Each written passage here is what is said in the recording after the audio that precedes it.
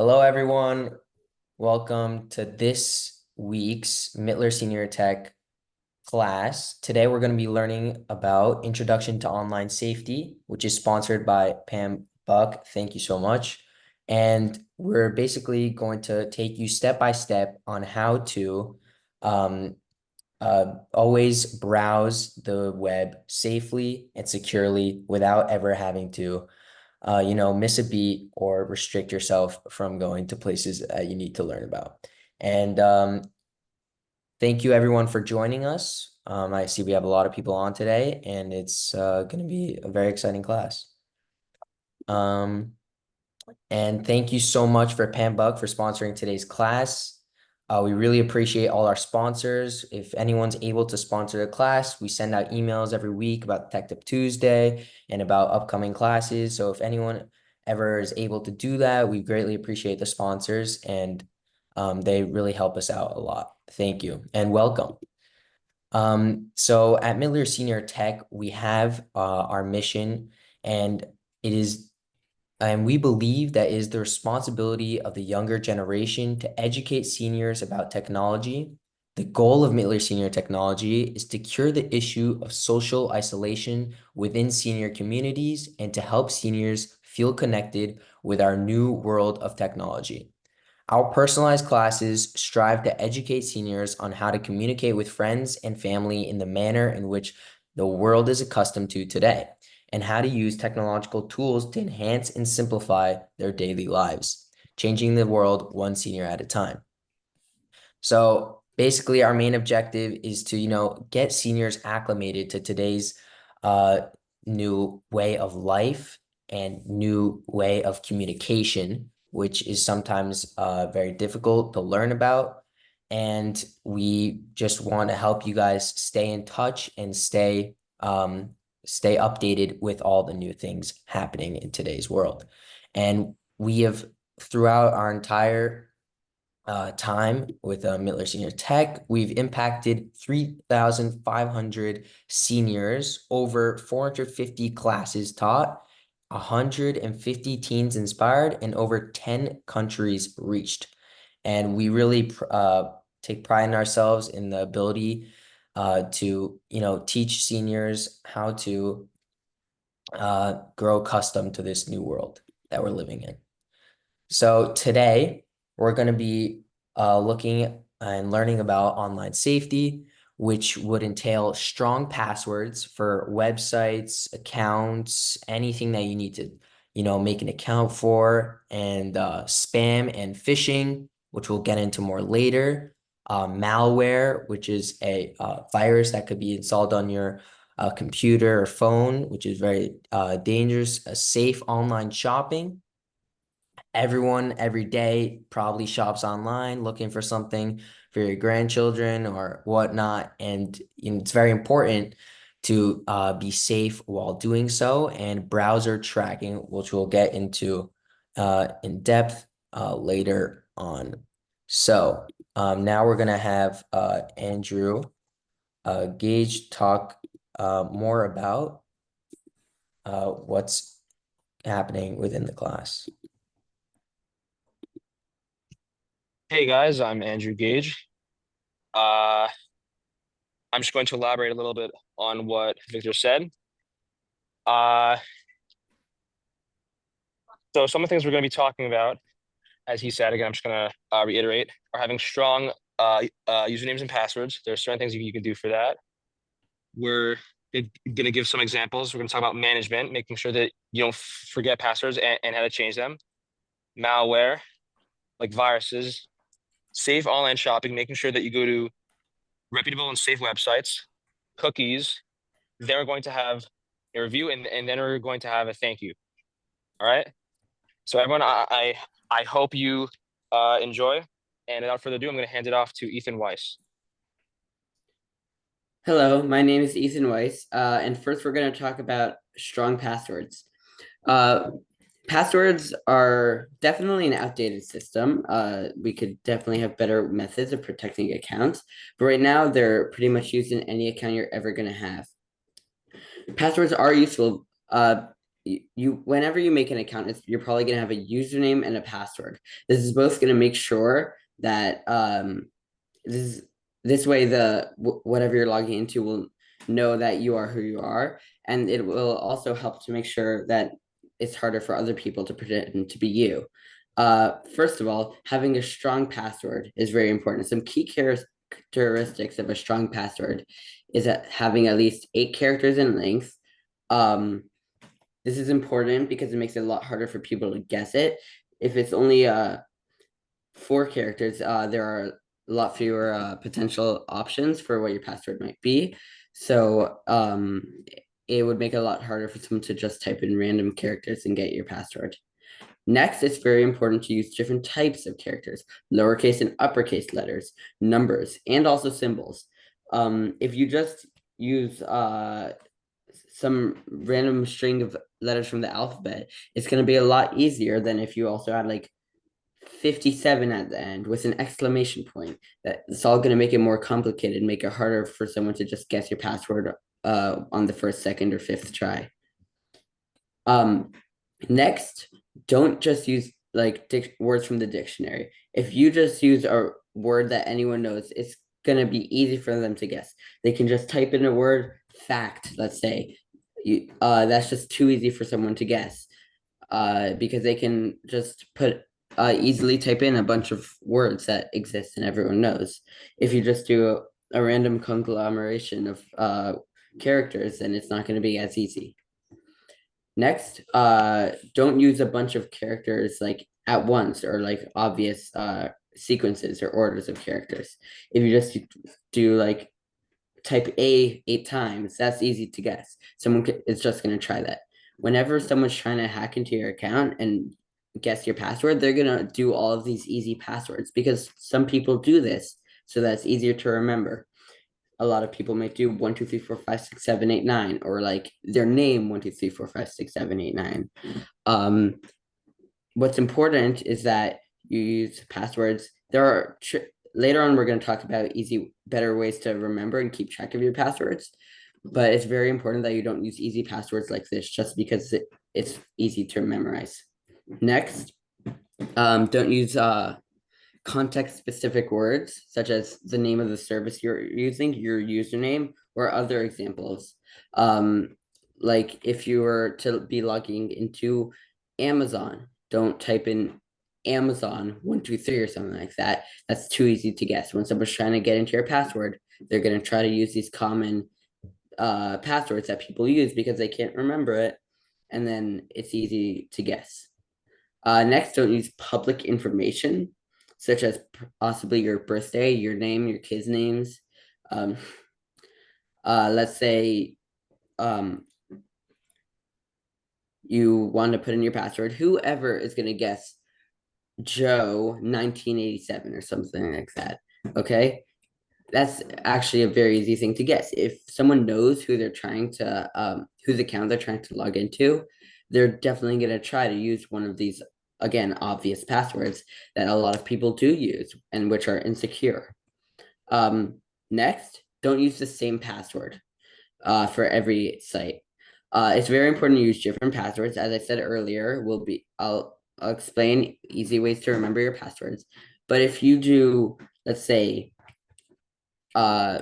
whatever password you have, 123, which would again be insecure. If you use it for every single site, then if someone gets your password for some inconsequential thing, such as like some account that you use for some game you play or anything like that, but you also use it for your important stuff, like your email account or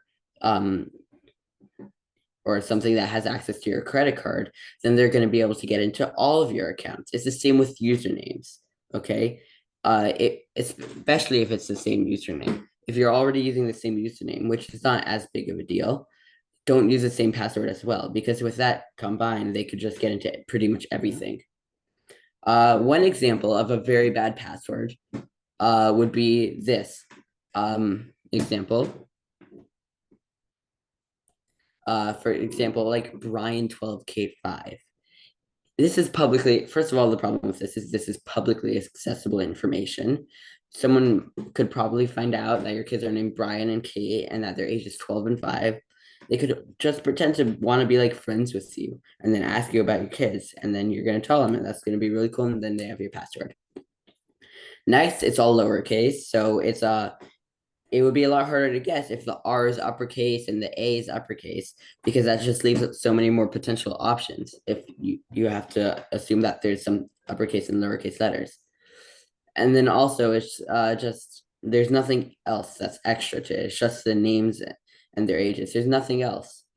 People could easily find this out. Another bad example is this W3 capital ST exclamation point. The thing is, again, one of the big problems, the main reason that people get hacked is because of social engineering. They might pretend to be your friend or something, then you tell them where you live, and they can start using that as a password. It's the problem with this is it's only 5 characters. Most of it is just your address. Which only again immediately leaves only a few options. If you know that it's your address, then it doesn't matter really whether it's uppercase or lowercase or an exclamation point at the end. It's pretty much pretty much over. Another bad example would be 123 ABC CBA 321. You might think, oh, this is complicated. Who would know that I would do it backwards afterwards? A lot of people are trying to get into your account would try that. This types of passwords are very common. There's something that people will try immediately if they're trying to get into your account. If I were to try to get into your account, my first thing I would do would be password 123 123 ABC. I would be trying all of those because they're extremely common passwords that people use because they don't want to have to try to remember them. Another bad example with the next one, it'll seem like everything's okay. It's a good password. It's complicated combination of uppercase and lowercase. It's got some extra stuff at the end. It's got a lot of characters, but in this example, this person uses the same password for every single account.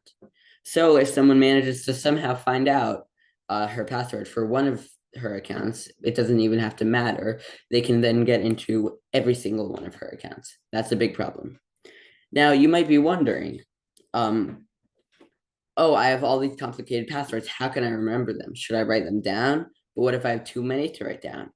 Well, there's a great thing called password managers. Password manager, some example of them are Apple. If you have an Apple device, there's Apple iCloud keychain. If you have a Google device, or if you just have Google, there's Google Password Manager, which I use. There's also Microsoft Credential Manager if you use Microsoft.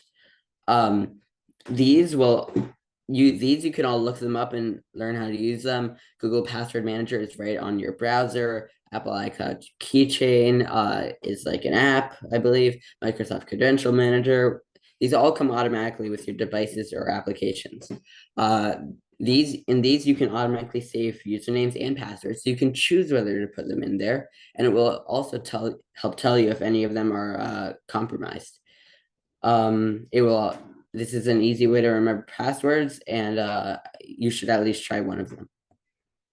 Next, another thing you might have to worry about is spam and phishing. As I said, social engineering is one of the biggest problems with and reasons why people get hacked. First of all, there's spam, which is basically when your email is going to automatically detect that an email you got is like a scam, and it's spam as in like it's just useless and they're just going to keep sending it at you, and it's probably untrustworthy. So how can you deal with spam? Well, if you go to your for example on Gmail, it won't look exactly like this, but there is a spam section of your email where it will automatically put all types of either suspicious emails or like ads that are just annoying, and you can just delete them all. Don't respond to them. Then also, if you get them in your inbox, you can select them with a checkbox and then report them as spam. And now, whenever you get emails from these people and also other people, it will automatically be sent into their spam. This is important because someone might fall for one of these and then they can get hacked because they gave away too much information, they download a bad virus or something. Next is phishing. No, you're not getting any, you're not going out to the water in phishing. No, this is spelled with a PH.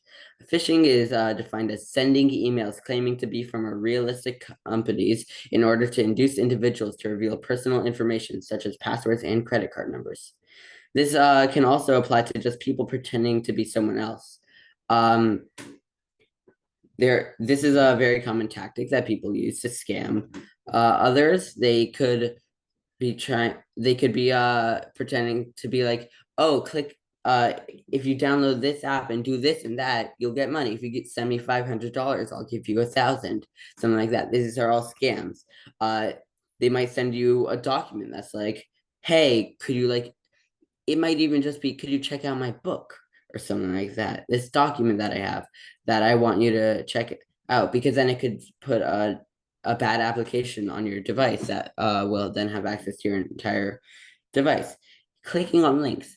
If you click on a link, it's not necessarily safe because once you've opened up that link, it can automatically start a download on your device and automatically have you download one of these viruses and applications.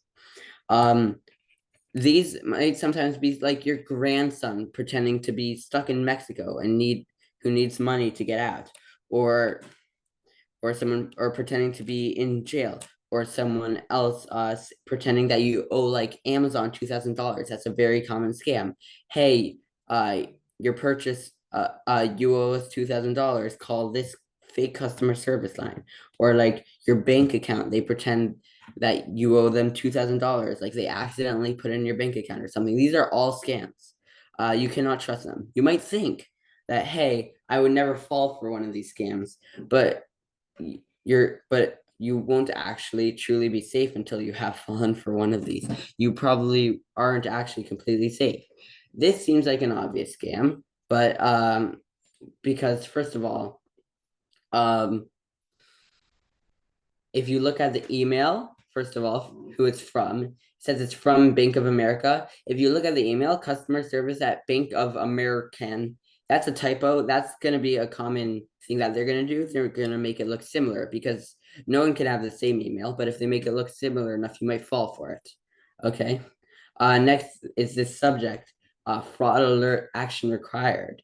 That is not going to be, you're not going to get an email sent like that. Okay. That's just not going to happen. All right. It's going to say it's from Bank of America, bankofamerica.com. That is not the official website. And then this, if you do not take the steps, that is suspicious because this might also sometimes come up as true, but you should always take these emails at least with a grain of salt, if not a couple pinches. These are all dangerous. See, there's a bunch of links here, okay, aren't necessarily trustworthy. Next is malware. Malware is short for malicious software, and it refers to any intrusive software developed by hackers to steal data and damage or destroy computers and computer systems. Viruses are common examples of malware.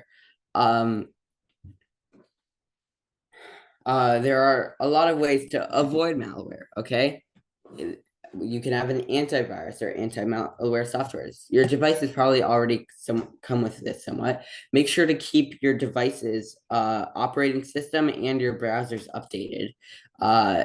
Specifically, there's recently a security breach in Google Chrome. If you haven't updated your Chrome browser in like a couple of weeks, you should probably do that. Backing up your files onto like a hard drive is a good way, because then if it all gets corrupted, you can just get rid of all that corrupted files and replace it. Avoid suspicious links and identify suspicious sites. Like, for example, bankofamerican.com without the I, that's definitely fake. Suspicious links might be, you should always verify before clicking on a link from something you think is suspicious, and that's the actual link. For example, one thing you could do is look up Bank of America and then see what the actual website link is and compare to the one in that example email. These are all good ways to avoid malware. And if anything ever does come up, don't keep clicking on things. For example, there's a type of malware that's only related to your website. It'll keep on making tabs pop up. That's not an app. You can just close your browser and you'll be good for that. But with applications, that's a bit more dangerous. If you have Windows, for example, there's this thing called Windows Defender, which will alert you every time if you're ever trying to download an app that it thinks it's suspicious, which is a good baseline for your security. But there's also many other antiviruses that you might want to be able to check out. Next is safely doing online shopping. Online shopping is a great way. You can buy things straight from your home. You don't have to go out. But it is also very risky because if you click on the wrong site, you might pay $1,000 and just not get the item you deserve. It might be a fake website, like it might be Amazon.com, but a zero instead of the O, and you don't realize that. And then you're on a fake website, you buy something, and you just get scammed out of a bunch of money. But there are ways to protect yourself and your financial information. For example, this when first of all, when you shop from home, okay, the HTTPS in the URL, that's pretty outdated. First of all, there are definitely tons of fake websites that have that HTTPS, but that's a good first thing to check. If it doesn't, then it's already suspicious. Okay, and if it doesn't, keep in mind it could still be fake. Look up the company or seller. Like, for example, there's this place called Newegg. Okay, I don't know if you've heard of it. It doesn't matter. But there's a fake website called New Eggs. Okay, but as I said earlier with the Bank of America example, if you look it up, you'll see that the website is not actually what was sent in that email. Another thing to see is use secure payment methods. If it's just for example, instead of it just asking for your credit card, maybe it would be a lot better if it's maybe using a better trusted method of credit information and selling. I'll also keep a record of your payments, both so you can see if someone's been both to see if someone's been using your credit card without your knowledge, and so that you can make sure that none of these websites stole your information and charge you extra. Next is we're gonna Here, I'll talk about the browser tracking. There are such things as cookies on websites that are very common. Whenever you look at a website, sometimes it says, "Do you accept our cookies?" at the bottom, and usually people say, "Accept all." They don't really care. It doesn't really matter as long as I get to use your website. But whenever you use the internet, you leave a record of the websites you visit, along with each and everything you click. Like you track information. Many websites save a small piece of data known as a cookie from your web browser. So websites could track your user accounts and could use that to track your browser activity, meaning it could track websites that give you this option to accept cookies and you press yes. Sometimes they could see what you searched up in the past and what you will be searching up in the future. It doesn't pose a serious risk to your online security, but it's an important part to understand about how cookies affect your online browsing and can track the data and the digital footprint that you leave behind.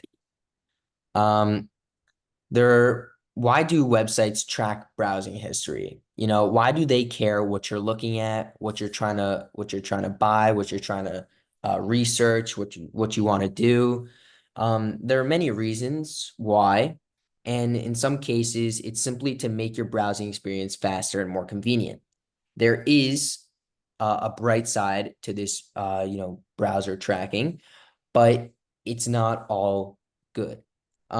Because this data can also be used to determine your browsing habits and preferences, which is used by um, advertisers to take advantage of your interests and what you are looking into and put their products in front of your face, through advertisements on websites and on other applications that you see, which could make you more likely to purchase these things, whether it be from an authentic or fraudulent website. You won't really know. So there's some video sites like YouTube and Netflix that collect information on the videos you watch. Well, and that helps them suggest what movies, TV shows, or videos to suggest for you. But there are also online stores like Amazon and eBay that keep a record of different items you view and purchase, and that also helps them make a more personalized experience within Amazon or eBay. So these are kind of a good thing, good sides of these cookies or the tracking of your browser history. Search engines like Google, they also keep a record of things you search for, and this can help them suggest more relevant searches. Let's say I'm researching like rocket science or rocket ship, and I'm looking for a fuel cartridge to build my own rocket. There are a lot of instances where, well, there are a lot of different fuel cartridges that you could buy online. Your fuel cartridge for a car, I mean, like an RC car, or this or that. Like, it'll personalize it so it knows what general subject you're looking for or you're looking at and researching into, so that when you maybe search something a little vague, it could hone it down into something that you'll be into, like the real meaning of your search or what you're really trying to search for. Um, and that does actually help you a lot throughout, like daily life, whether you're searching for something, you have like a research paper due and you're frantically searching before it's due, or you're looking for a wedding present and you're looking for what could possibly this couple like, or something like that, and it always kind of helps you or nudges you in the right direction with these especially on Google, with these the record of your of the things that you search. But um, while on websites, this is mainly the format of the allow cookies on our website that will show up on the bottom of your screen. So as soon as you load into a website, it gives you the notification, we use cookies on our website. We do this to make our website more personal and user-friendly. For example, cookies enable you to watch our videos, but your privacy is all that matters. So it's up to you to decide whether you want to enable or disable cookies. So here they are giving you a free choice, accept, decline, but they're not really giving you that much of a choice, because it's whether you want to use their website or not. As I say, for example, cookies enable you to watch our videos. To get the full experience of the website, you have to accept their cookies, whether or not it actually helps them. Whether or not it actually allows you to watch the videos or not, but it's kind of, incentivizing you to click accept rather than decline. But generally speaking, they don't pose a serious risk, and you're unlikely to acquire malware or expose sensitive financial information by using cookies. Still, if you don't like the idea of websites collecting information about you, there are options for limiting cookie tracking on your computer. There are a few different ways to avoid this, which is on Google, they have an option, or for some websites, they have the option to disable cookie tracking on their site. And this may or may not disable certain features on the website. Like I said, it's kind of incentivizing you to press accept so you're able to, access the full extent of the website and all of the attributes of the website. But sometimes that's just the price to pay for your own online safety. And just to review, we've gone over how to create strong passwords, what are not strong passwords, meaning repetitive characters, uppercase and lowercase, different types of numbers, you have to have 8 characters, which is very important, and don't use context specific words like the name of the service or the name of the website or the name of your children and their age. And really don't use predictable things.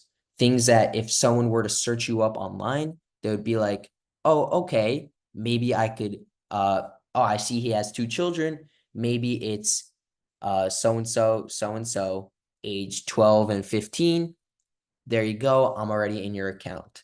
And sometimes if you use the same password for all the accounts, it will really like damage, well, it'll really take you'll really take a hit in your online safety because they will get into all your accounts when you use the same password for each account. But as we said before, it may be tough to manage all of these passwords. And one thing that we didn't mention before is that there are online password managers. So you could, like we said before, actually, the Apple iCloud keychain, Google Password Manager, and Microsoft Credential Manager. These are all things that you could find on an Apple iPhone. It automatically comes up whenever you're on a new site making a new account. It will offer to make a secure password for you. Although they do go a little over the top, they do use 16 characters, which is a little much, but it does ensure your safety and it does remember every single password that you put in for the website. So that's very helpful as well. And then you have the Google Password Manager. Again, this is on Google. And every single new website that you go into, it asks you, can we save this to your keychain? And your keychain is basically a list of all accounts, all your accounts all over the web with different websites, and it shows each and every password for that account on that website. And although I don't use Microsoft, I do know of the Microsoft Credential Manager, which is very similar to the Apple and Google Manager, keychain managers, and is mainly the same idea. But if you do not want to use Google, Apple, or Microsoft for your password managers, there are other password managers that you can find online, which are even more secure. So Norton Password Manager, Norton, Norton, those people, well, that website is a very, very secure website where you could store all of your passwords, financial, anything, really just like YouTube, whatever you use, Google, anything. For business, there is NordPass, which is also very good, but mainly you do want to research where you're putting your information and whether it's for business, for programming, for scalability, single user. There are many different secure websites where you could store your information that will allow you to stay safe on the web. And then spam and phishing. Yeah, not fishing within the water, fishing online. It has to do with junk email. Like Ethan said before, there are a lot of people who are trying to scam you using emails and fraudulent emails, like the Bank of America email that we showed you before, and using your own family sometimes to create fraudulent emails so you're more inclined or more incentivized to act quickly and to resolve the situation. And there are many instances where I've met people that have been scammed online by people claiming to be their grandchild stuck in India, kidnapped, or something like that. A completely fabricated story. And they usually say that instantaneous we need an instantaneous wire transfer of money or through gift cards so it's untrackable. And I could tell you right now, those most of the time are fraudulent, and you'll never find yourself in a situation where they're saying, send it now, send it now, send it now. And that just gives you more of an idea of how they're trying to scam you as fast as they can. So you don't realize what you're doing before you send the money. Um, and yes, we taught you how to take away and delete all the spam and put in your spam account. But oh, sorry. And then you have malware, which is also within those emails, and safe online shopping, which is basically uh the cookies. You got to be careful with the HTTPS. Uh, there are a lot of fraudulent websites that do not carry the HTTPS name, which could just be it could be an off branding of a specific website, and they could try and steal your money in that way, thinking that you're on a like Amazon. Um, uh, like if you're on Amazon and they have like a Amazon with a zero instead of an O, that'll be a very like a crafty way that they could scam you, and they could steal your money without you actually getting an Amazon product. Um, and that's mainly it.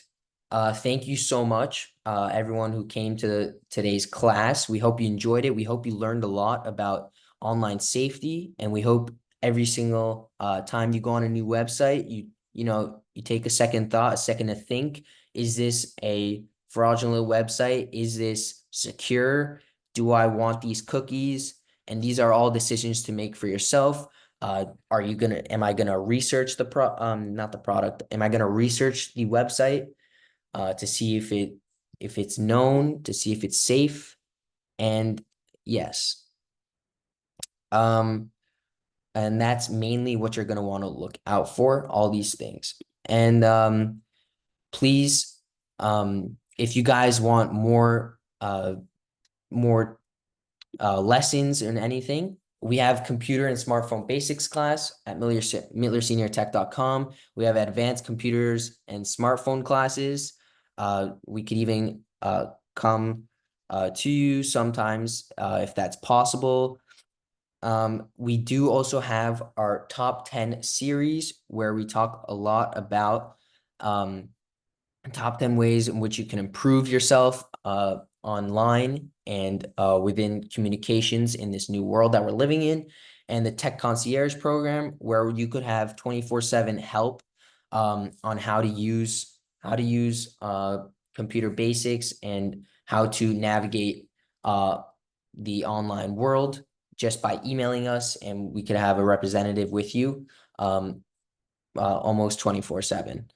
And thank you so much for everyone. If you guys want some more information or sign up for to get our emails, MillerSeniorTech.com is our email.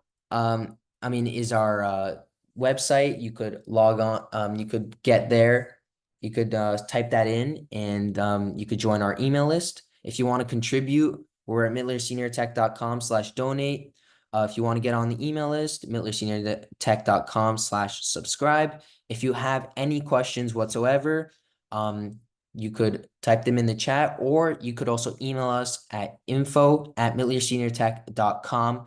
Most of the time, 24/7, we could always answer you around the clock if you have any questions. Please feel free to, reach out. We're more than happy to assist anyone that needs any online help, and any time of the day. Thank you so much. We hope you come back for our class in 2 weeks, I believe. the name of the class or the subject is to be decided, and we are very happy that you all came, and we hope you learned a lot. And give a second thought to next time you're on a new website, or you're searching for things for a wedding present, or you're looking at your emails that you might think is spam but you're not sure. Just take a second to think about it, and we hope you learned a lot from our class and it helps you in the future, and so you don't get scammed. Yeah. Again, if you guys have any questions, you could type it into the chat. I see there are some questions here. Lynette, can you clear your cookie history? I use KeePass Touch. Is this a good password manager? So I believe you can clear your cookie history. I don't know enough about KeePass Touch, but if it's a password manager, I'm sure it's probably secure. Ethan, if you have anything to say about that one.